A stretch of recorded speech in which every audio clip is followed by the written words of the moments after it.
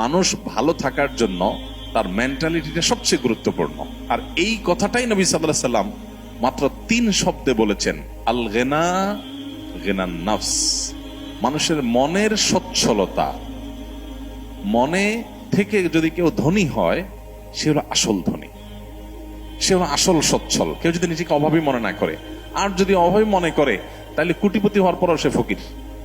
কারণ সে চিন্তা করবে আমার চেয়ে বড় কোটিপতি আরেকজন আছে, তাহলে আমার তো নাই।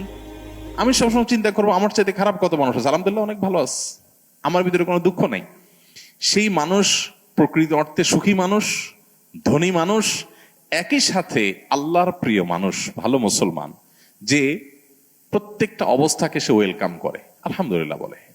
দুনিয়াতে সবকিছু যদি মনমতো হয় তাহলে এটা তো জান্নাত হয়ে যাবে। সবকিছু মনমতো হবে না। অনেকে দেখবেন অমুকে আমার সাথে এটা কিভাবে করলো, কিভাবে এটা বলতে পারলো, এই কথাটা সে কেমনে বলতে পারলো, আমি মেলাতে পারতেছি না। আমি কেন, এটা আশ্চর্যের কি আছে, চামড়া ঠোঁট দিয়ে সবই বলা যায়, বলছে, বোঝেন, এটা তো আমি আশা করি না। তা আপনি যা আশা করবেন সব তার মন মতোই যদি হয় তাহলে তো জান্নাত হয়ে যাবে। আপনার আশার বিপরীত কিছু হবে দেখেই তো দুনিয়া।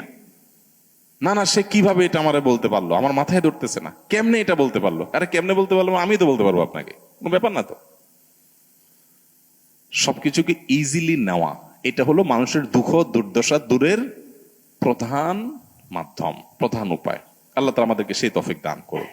আমরা অনেকে আছি যে কোন প্রকার বিপদ আপদ হলে আমরা ধৈর্য ধারণ করতে পারি না। ভাই, সবরটা কখন করবেন? তাহলে আপনার মনের বিরুদ্ধে হবে, চাওয়ার বিরুদ্ধে হবে, আশা যা করছেন তার উল্টাটা হবে। আপনার সাথে পড়ালেখা করে অনেক ভালো আছে, আপনি সেটা থাকবেন না, এখানে তো সবর, এখানে তো সবরের প্রশ্ন আসবে। সবরটা কোথায় করবেন তাহলে, সবই যদি মনমতো হয়? তো এই জন্য এই বিষয়গুলোর জন্য আমাদের মানসিকতার পরিবর্তনটা হলো সবচেয়ে গুরুত্বপূর্ণ বিষয়। বহু মানুষ আছে যে দুনিয়াতে তাদের সবকিছু চাই বাস, আর অন্যের সাথে কম্পেয়ার করা এবং অন্যের কাছে আশা করা। সকল অশান্তির 2টা মূল আছে, আরেকজনের সাথে নিজেকে তুলনা করা, আরেকটা হলো আরেকজনের কাছে কি করা, আশা করা। মানুষের কাছে এত বেশি আশা করা উচিত না।